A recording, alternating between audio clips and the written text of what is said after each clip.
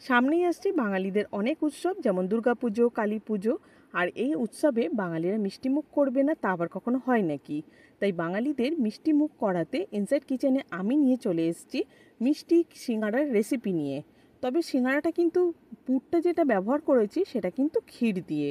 এই ক্ষীরের মিষ্টি সিঙ্গাড়ার রেসিপিটা কিন্তু আজকে তোমাদের কাছে খুব সহজভাবে আমি দেখাবো। বর্তমানে কিন্তু মিষ্টির দোকানগুলোতে আর এই ক্ষীরের মিষ্টি সিঙ্গাড়া পাওয়া যায় না। পরিবর্তে কতগুলো সুজি দিয়ে পুর বানিয়ে এই সিঙ্গাড়াগুলোকে তৈরি করা হয়, যেগুলো খেতে কিন্তু একদমই ভালো লাগে না। তোমাদেরকে আজকে আমি দেখিয়ে দেব অনেক কটা টিপস আছে সেগুলোকে, যেমন সিঙ্গাড়া যে ওপরের কোটিংটা রয়েছে সেটা কিভাবে বানালে পরে একদম নরম তুলতুলে থাকবে, আর ক্ষীরটাকে কত সহজভাবে মিনিট 5 মধ্যে বানিয়ে ফেলতে পারবে সেটারও রেসিপি দেখিয়ে দেব। তাহলে খুব ইন্টারেস্টিং হতে চলেছে তো আজকের রেসিপিটা, ক্ষীরের মিষ্টি সিঙ্গাড়ার। তাহলে দেরি না করে চলো চটপট শুরু করে দিই। এখানে আমি নিয়েছি 1 কাপের মতো ময়দা। এবার আমি এর মধ্যে দিয়ে দেব কিছুটা স্বাদ মতো নুন আর 1/4 টিস্পুনের মতো বেকিং পাউডার। এবার সমস্ত উপকরণগুলোকে খুব ভালোভাবে একটু মিক্স করে নেব। বেকিং পাউডারটা কিন্তু অবশ্যই দিতে হবে, কারণ কি বেকিং পাউডারটা যখন সিঙ্গাড়াটা ঠান্ডা হয়ে যাবে তখন কিন্তু বেকিং পাউডারটা থাকার জন্য বেশ নরম ভাবটা থাকবে। আচ্ছা, আরেকটু নরম এবং খাস্তা করার জন্য আমি এটা দিয়ে দিচ্ছি কিছুটা 1/4 কাপের মতো ঘি। ঘি না থাকলে সাদা তেল ব্যবহার করতে পারো, তবে ঘিটার গন্ধটাই কিন্তু সবথেকে বেশি ভালো লাগে ক্ষীরের মিষ্টি সিঙ্গাড়ার ক্ষেত্রে। সমস্ত উপকরণগুলোকে খুব ভালোভাবে মিক্স করে নিতে হবে এইভাবে একটুখানি হাতে সময় নিয়ে। যখন ভালো মতো এটা দেখবে ময়ামটা হয়ে গেছে, তখন এর মধ্যে একটু সামান্য জল দিয়ে দিয়ে একটা এবার স্মুথ ডো বানিয়ে ফেলতে হবে। তাহলে চলো অল্প অল্প করে জল দিয়ে আমি এটাকে একটা স্মুথ ডো তৈরি করে নিই। আচ্ছা, বলে রাখি একসাথে সমস্ত জলটা দেবে না, একটু অল্প অল্প করেই জলটা মেশাতে হবে, কারণ ডোটা কিন্তু খুব নরম হবে না, সামান্য কিন্তু একটুখানি শক্ত ভাব থাকবে। শক্ত নরম দুটো মিশিয়ে যদি থাকে তবে কিন্তু ডোটা একদম পারফেক্ট হবে। এবার আমি এটাকে রেস্ট হতে দিয়ে দেব মোটামুটি 10 মিনিটের জন্য। আর এই 10 মিনিটের মধ্যে বানিয়ে ফেলবো ক্ষীর, আর সাথে বানিয়ে ফেলবো মিষ্টির রসটা। তাহলে চলো আগে মিষ্টির রসটা দেখিয়ে দিই।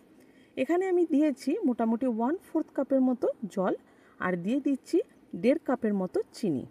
মিষ্টির রসটা বানাবার ক্ষেত্রে কিন্তু একটু বলে রাখি, খুব বেশি ঘন করা যাবে না, মিডিয়াম এটা কিন্তু থিকনেসটা রাখতে হবে।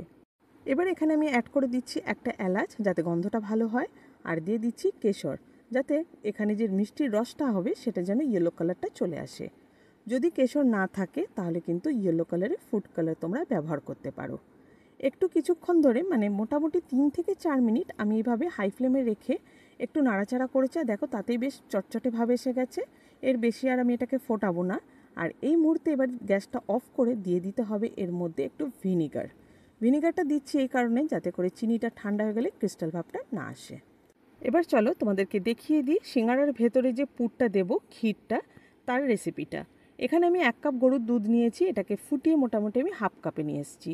এর মধ্যে দিয়ে দিচ্ছি গ্রেটেড করে রাখা পনির। কেউ যদি ছানা ব্যবহার করতে চাও সেটুকু করতে পারো। আচ্ছা, এবার দিয়ে দেব 2 টেবিল স্পুনের মতো মিল্ক পাউডার। দিয়ে দেব স্বাদ মতো কিছুটা চিনি। বলে রাখি এখানে ক্ষীরটা কিন্তু আমি খুব বেশি মিষ্টি করব না, কারণ ক্ষীর কিন্তু হালকা বেশ মিষ্টি থাকলে তবেই খেতে ভালো লাগবে। সমস্ত উপকরণগুলোকে দিয়ে আবারও খুব ভালোভাবে মিক্স করে নিতে হবে। খুব বেশি না, হাই ফ্লেমে গ্যাসটাকে রেখে 3 থেকে 4 মিনিট কিন্তু ফোটালে পরেই দেখবে ক্ষীর কিন্তু আগের থেকে অনেক বেশি গাঢ় হয়ে যাবে। ক্ষীরটা যখন মোটামুটি অনেকখানি গাঢ় হয়ে আসবে তখন এর মধ্যে আমি একটু দিয়ে দিচ্ছি কেশর, যাতে অ্যারোমাটা বেশ ভালো হয়। আবারও সমস্ত উপকরণগুলোকে খুব ভালোভাবে মিক্স করে নিতে হবে। গ্যাসটাকে কিন্তু হাই ফ্লেমেই রেখেছি। তার 2 থেকে 3 মিনিট মিক্স করার পরে দেখবে ঠিক এরকম টেক্সচারটা চলে আসবে। আর এটাই কিন্তু পারফেক্ট টেক্সচার, কারণ ঠান্ডা হলে কিন্তু ক্ষীর জমাট বেঁধে যাবে। দেখো কত সুন্দর হয়েছে। চলো তাহলে পুরটাকে এবার আমি এটাকে ঠান্ডা হতে দিই, আর অন্যদিকে তোমাদেরকে বানিয়ে দেখাই সিঙ্গাড়াগুলোকে। তার জন্য এখানে প্রথমে ময়দাটাকে আবারও একটুখানি মেখে নিলাম। মেখে নিয়ে এখান থেকে ছোট ছোট আমি লেচি কেটে নেব। লেচি থেকে এবার এক একটা লুচি বেলে ফেলতে হবে। লুচিটা বেলবো দেখো ঠিক এরকম ধরনের হবে, একটু লম্বাটে রেখে যদি লুচিগুলো বেলা যায় বেশি ভালো হবে। তা আমি একটু লম্বাটে রেখে লুচিগুলোকে বেলে ফেলছি। লুচিটা বেলা হয়ে গেলে পরে একটা ছুরি নেব।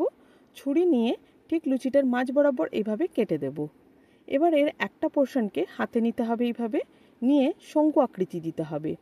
শঙ্কু আকৃতি দিয়ে এরকম করে সিঙ্গাড়াগুলোকে বানিয়ে ফেলতে হবে।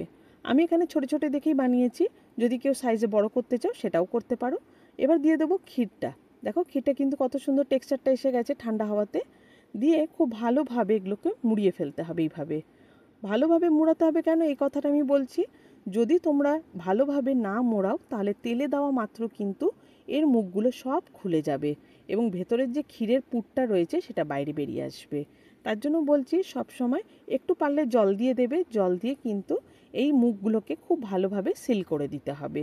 তোমাদেরকে আরেকটা আমি একটু বানিয়ে দেখিয়ে দিলাম যে কিভাবে বানাবে তোমরা। এরকমভাবে শঙ্কু আকৃতির মতো দিয়ে দিয়ে ক্ষীরটাকে এইভাবে একটুখানি পুর দিয়ে আবারও ভালোভাবে বলে দিচ্ছি সেটা হচ্ছে খুব ভালোভাবে জয়েন্টগুলোকে কিন্তু সিল করতে হবে। পারলে জল যদি একটু ব্যবহার করতে চাও কিনারাগুলোতে একটু জল দিয়ে এটাকে ভালোভাবে মুড়ে ফেলবে। ব্যাস রেডি হয়ে গেল আমাদের সিঙ্গারাগুলো। এবার সিঙ্গারাগুলো ভেজে ফেলার পালা। তবে ভাজার আগে কিছু টিপস দেব। যেমন হচ্ছে এরকম যখন তেলটা ঠান্ডা অবস্থায় থাকবে ঠিক সেই অবস্থাতেই কিন্তু সিঙ্গারাগুলোকে ছেড়ে দিতে হবে। এই সময় গ্যাসের ফ্লেমটাকে আমি কিন্তু একেবারে লোতে রেখেছি। এই অবস্থায় রেখে দেবো মোটামুটি 2 থেকে 3 মিনিট। 2 থেকে 3 মিনিট পরে দেখবে এরকম একটা বাবল সৃষ্টি হচ্ছে তেলের মধ্যে। তখন দেখবে আপনা আপনি সিঙ্গারাগুলো ওপরের দিকে ভেসে উঠছে, ঠিক তোমরা ভিডিওতে যেমন দেখতে পাচ্ছ। আরও কিছুক্ষণ পর এরকম দেখবে বেশ গরম হয়ে আসছে এবং তেলের মধ্যে ফেনা হচ্ছে। তখন গ্যাসের ফ্লেমটাকে মিডিয়াম রাখতে হবে।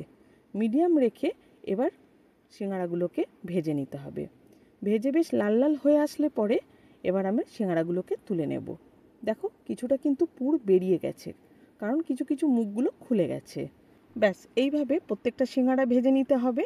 ভেজে নিয়ে এবার ঠিক এরকম গরম থাকা অবস্থাতেই রসটার মধ্যে এই সিঙ্গারাগুলোকে ছেড়ে দিতে হবে। তাহলেই কিন্তু বেশ রসটা ভালো টানবে।